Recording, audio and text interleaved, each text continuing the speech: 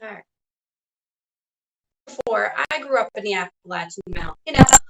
I grew up where hunting day, the first day of hunting, was considered basically a school holiday. Hardly anybody showed up.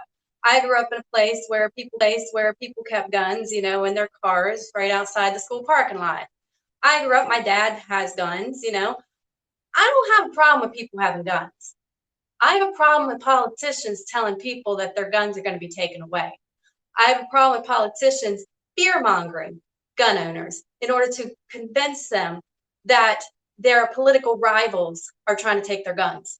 I have a problem with politicians trying to turn law abiding citizens into political soldiers for corporate money.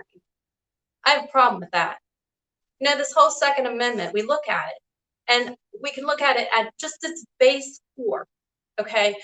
Look at the idea of a bunch of people with no military training whatsoever going to use their guns to try to stop a military presence under federal usurpation. What is the odds that a bunch of people who have never worked together in their entire life, who have never coordinated together in their entire life, each person basically doing their own thing, the egos of the people with that, actually being able to accomplish anything? Now, in theater, we work with a lot of egos, and you've got to have rules in order to keep those egos at bay. And if you don't have those rules, you end up having chaos. And in that chaos, people get hurt.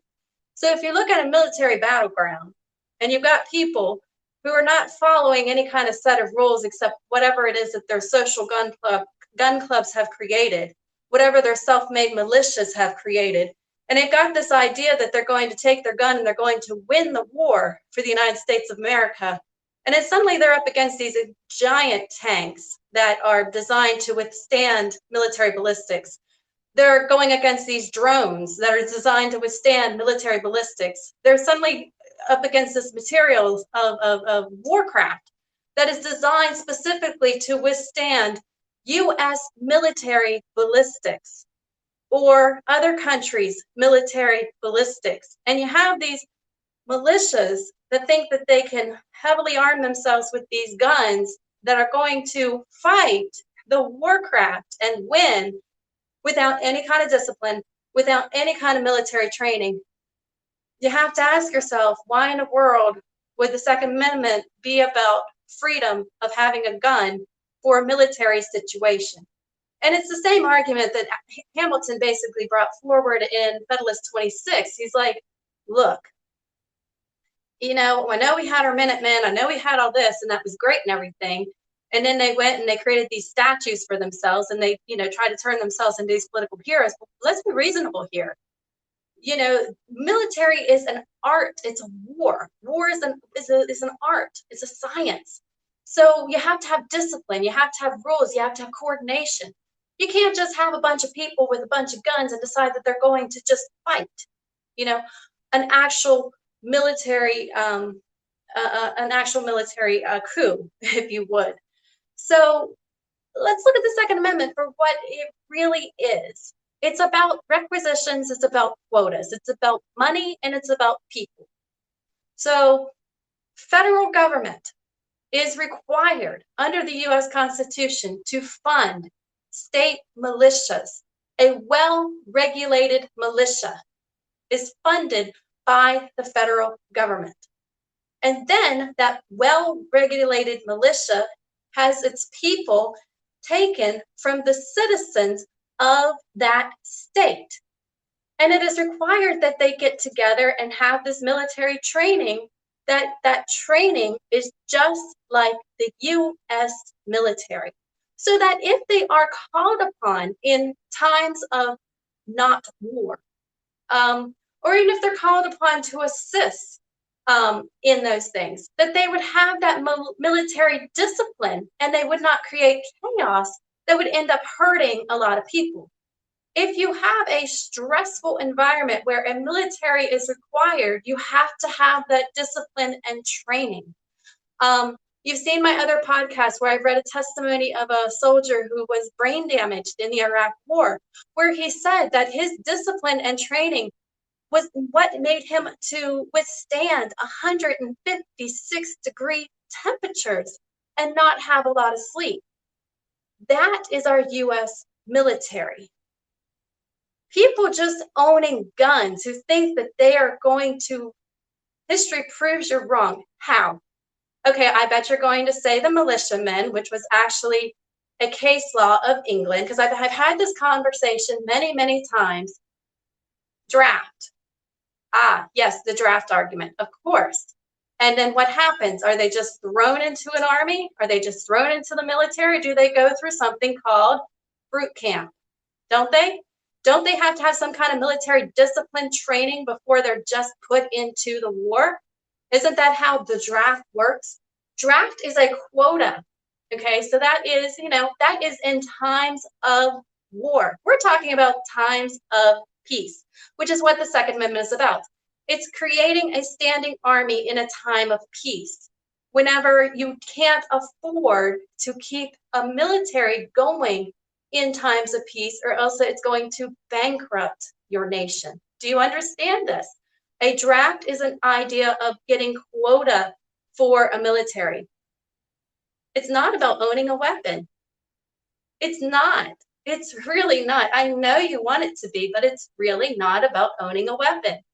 It's about a well-regulated militia. And you keep missing that very important part of the Second Amendment. Who cares about hunting? Hunting is not a well-regulated militia.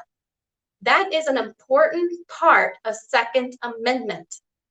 It's about federal government funding the state militia that is providing the citizens of that state into that militia. It's a well-regulated militia that is trained just like the federal military.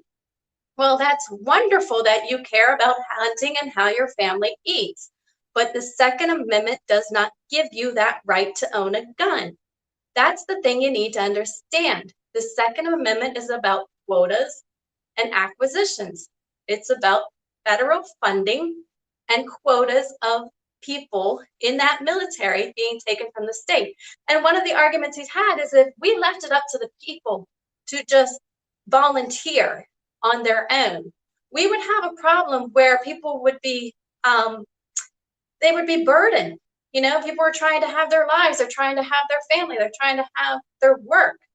And then they have to give up that portion of time in order to train. They need to give up all of these things.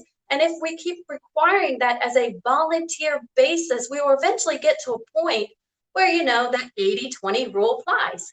20% of the people will show up, 80% will complain about why we don't have these things. And the burden of that militia will be put on the 20%.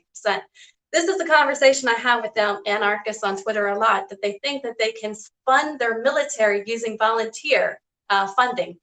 And I'm like, have you ever worked with a church?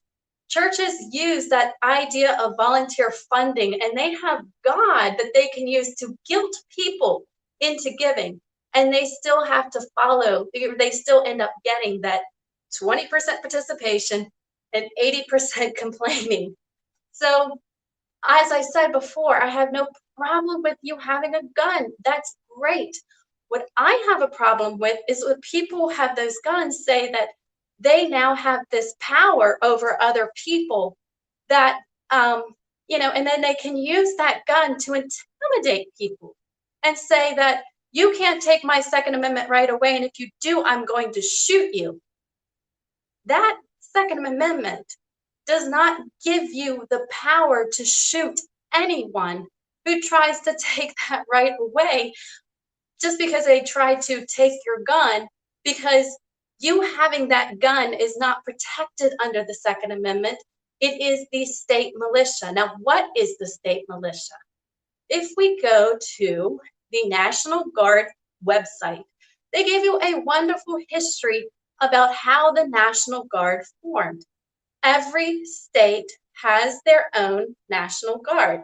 Every state can call upon that National Guard in a time of crisis, and those volunteer soldiers who come and they dedicate this, they make a promise, they make a It's not just volunteer. I think I'm going to do it. Maybe I might show up. It's a commitment. So these citizen soldiers who make a commitment, who go through the training, who are trained to use the weapons, who are trained in U.S. military procedures, that is your state militia. That is your well-regulated militia. That militia is funded by the federal government and trained like the U.S. federal military. Every state has them. The right interpret the Second Amendment to mean about guns. What does that even mean? You have the right to interpret the Second Amendment however you want. The rules of legislations are the rules of common sense, Federalist 83, which means look again at a military condition, not what Hollywood shows you, not the whitewashing of Hollywood. Look at the actual military conditions. Look at the soldiers who just came back from Middle East, brain damaged because of that conflict. Look at that. Don't look at what Hollywood shows you. I personally think that they're all a joke. I don't know.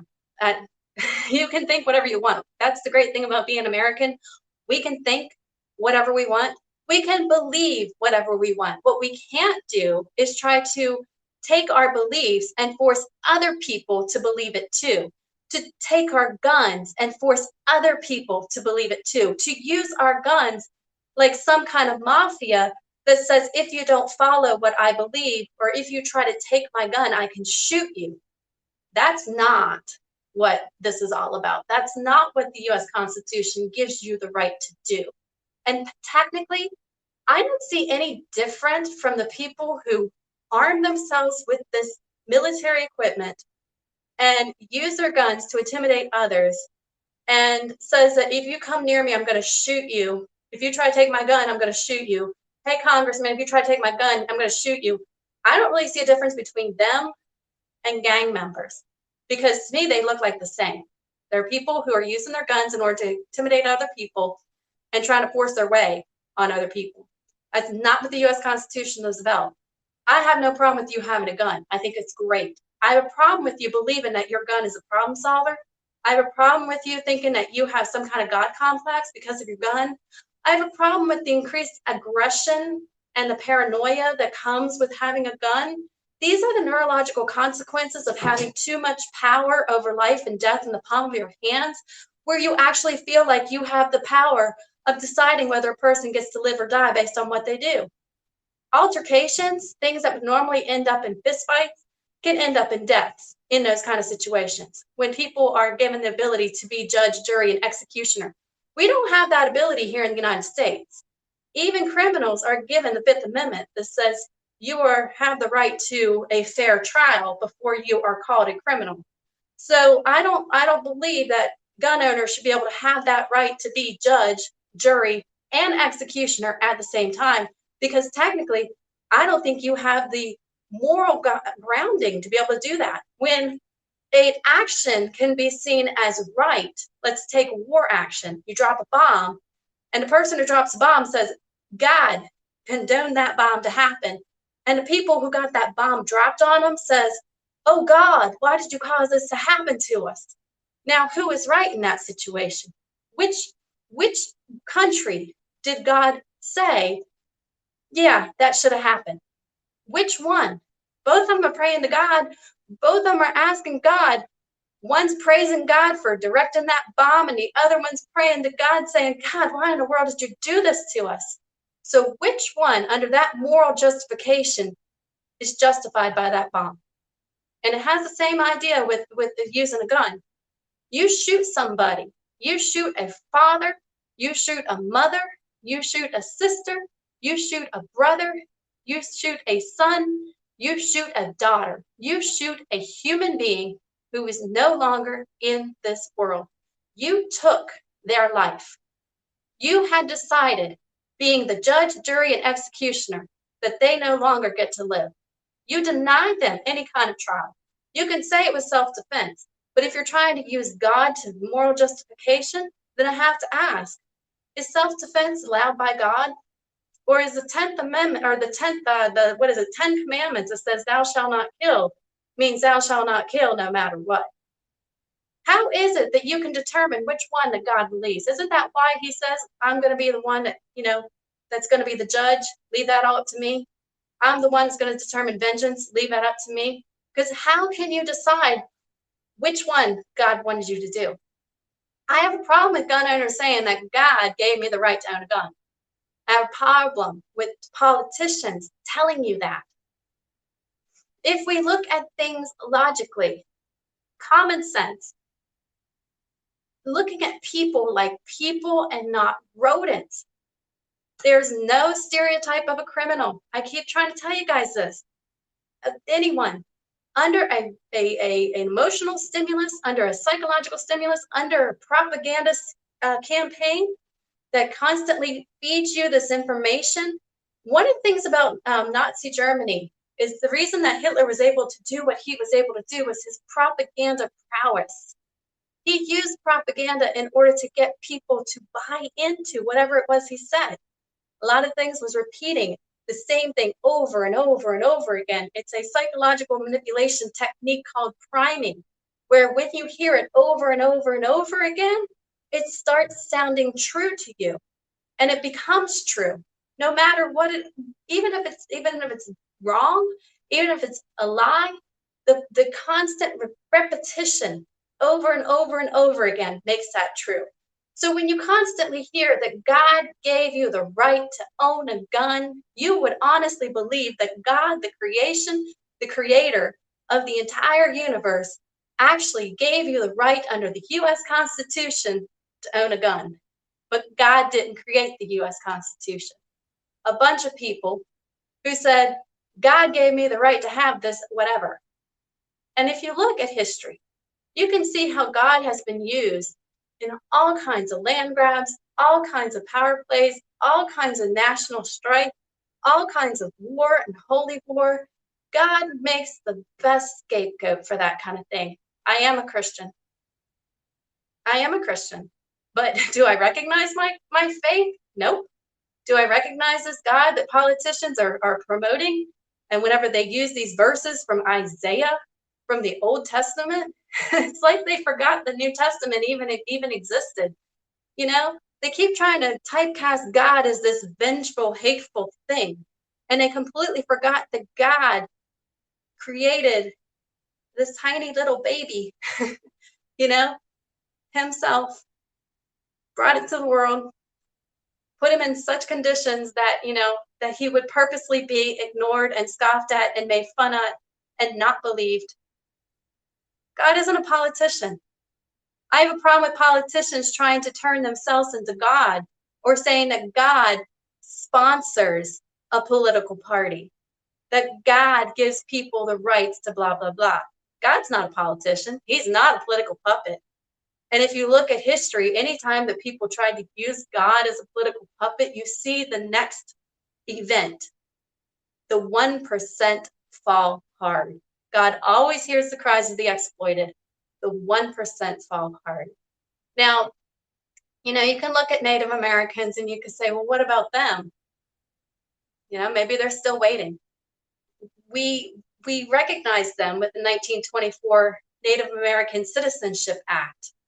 But did politicians even acknowledge that existed? Or did they try to steal their lands for the pipelines and oil companies?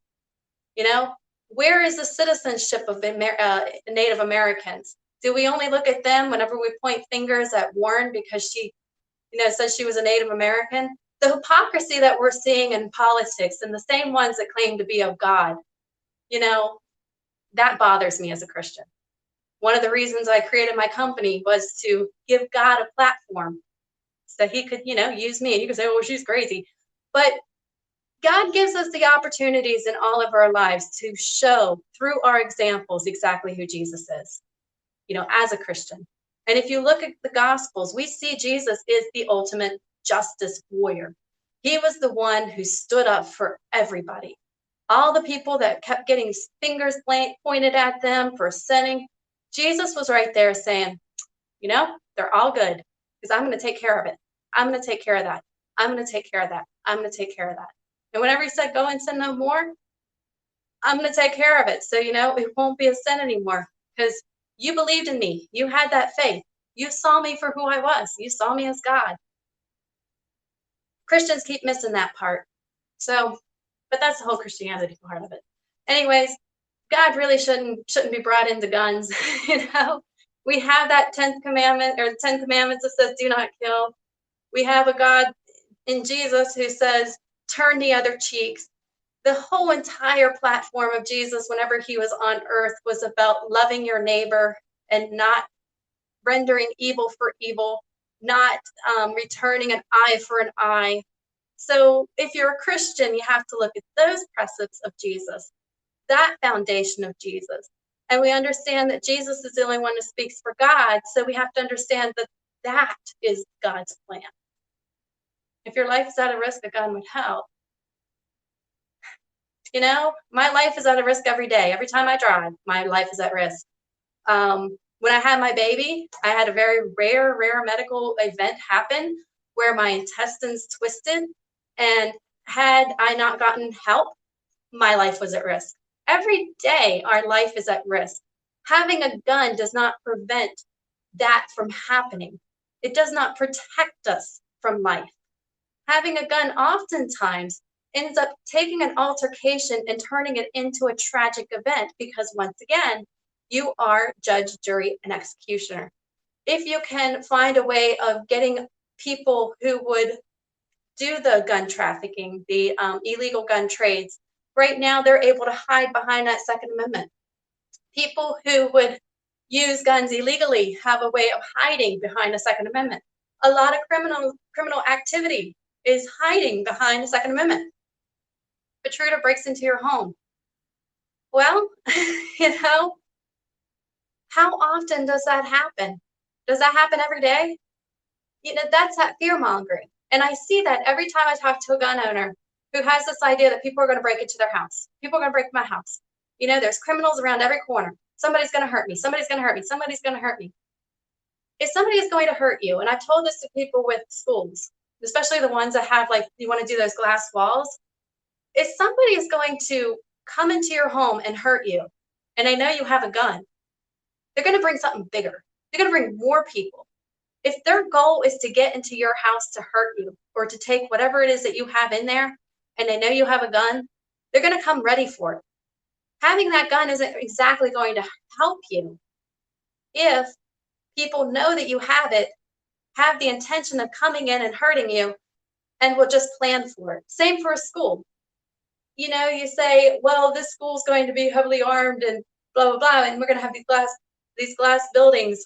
But if somebody is sick enough to break into a school or to come into a school to kill kids, they are going to accomplish that job no matter what. A sick mind is going to accomplish that job of killing those kids no matter what. And what you have done is actually increase a chance of violence of such an event, because the likelihood of that event happening is far less likely than an errant gun ending up getting into a child's hands. A teacher leaving it behind in a bathroom and a child gets it and kills their classmate. Can you imagine the life of that child who should have never had that gun in the first place? When you bring guns into a situation, you end up increasing the likelihood of human damage, fatal human damage long term with that gun. As Hamilton said, all violent policies, regardless of whatever human nature, ends in defeat.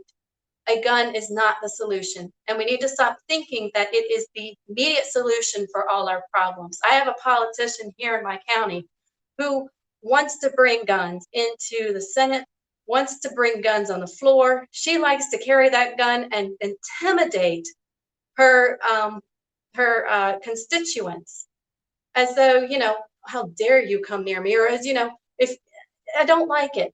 I don't like it when politicians are coming heavily armed and create this intimidation that would keep people, especially Black Americans who already have a fear of getting shot because of the unequalness of our criminal justice system and the bias within it, from being able to approach politicians because the politician is packing. I have a problem with that. I have a problem with people using their guns to intimidate. I have no problem with people carrying guns. I have no problem with that. But whenever it becomes a way of intimidating people and using it as a power thing over someone else, you live in a forest. You live with the, I lived with a forest in my backyard. We had bears. I was worried that the bear was going to eat my dog. I understand that. You need that gun for that protection. I have no problem with that.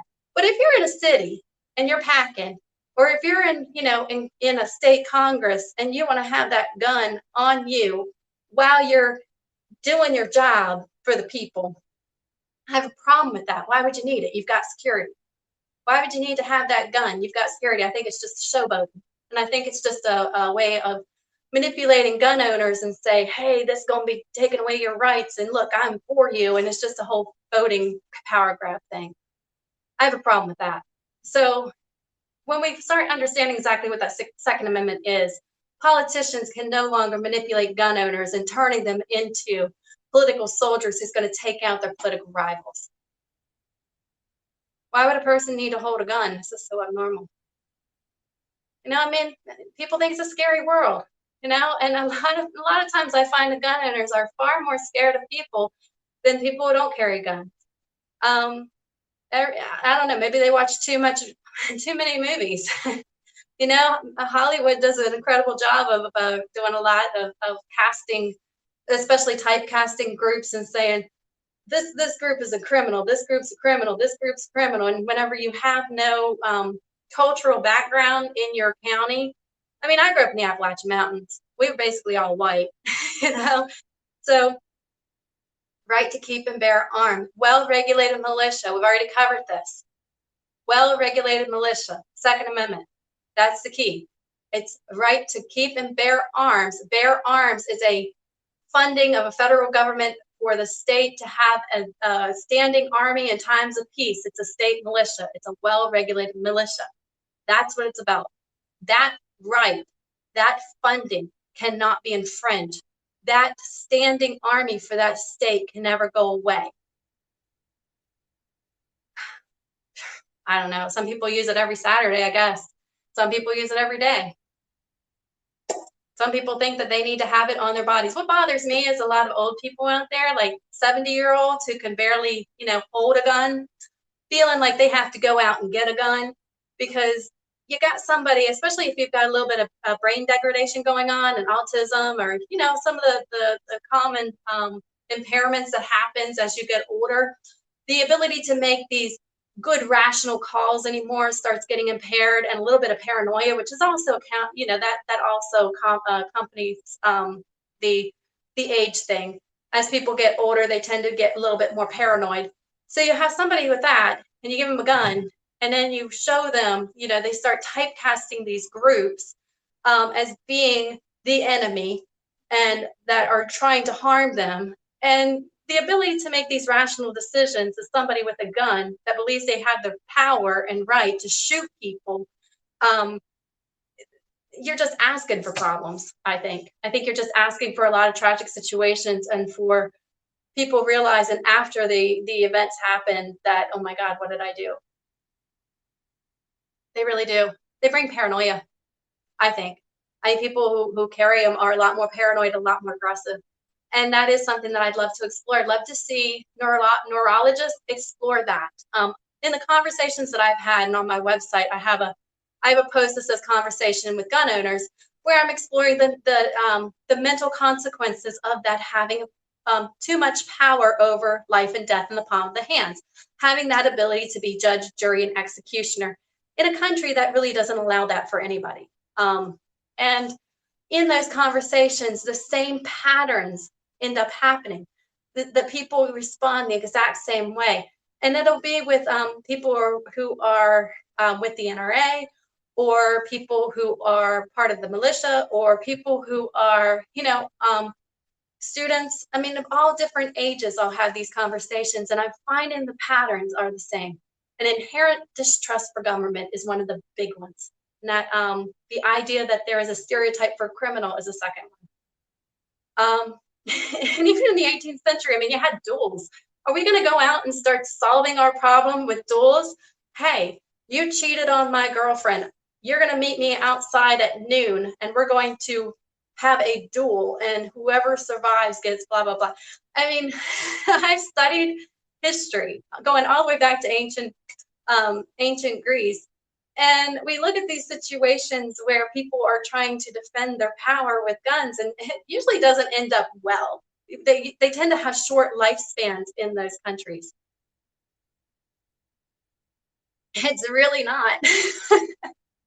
So I don't know. I think you just have to look at modern day military. I like looking at the Army has a newsletter that they post. The I think the Marines might have. I mean, all the different U.S. military have like magazines and newsletters and things that you can access online, and you can see exactly what's going on in the world of military.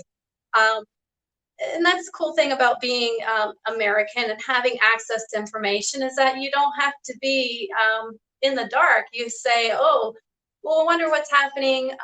Oh, China Norinco. Norinco is one of the, I think it's a state-owned enterprise of China that's trying to become a global leader in the firearm industry and monopolize. And so if you give Norinco the ability to dump cheap guns into the United States, they can shut down our manufacturers, they can shut down our distributors, they can, that's a lot of profit loss and a lot of problems for gun owners and the gun distributors and manufacturers. We've already seen, I think it was Remington that went out of business already.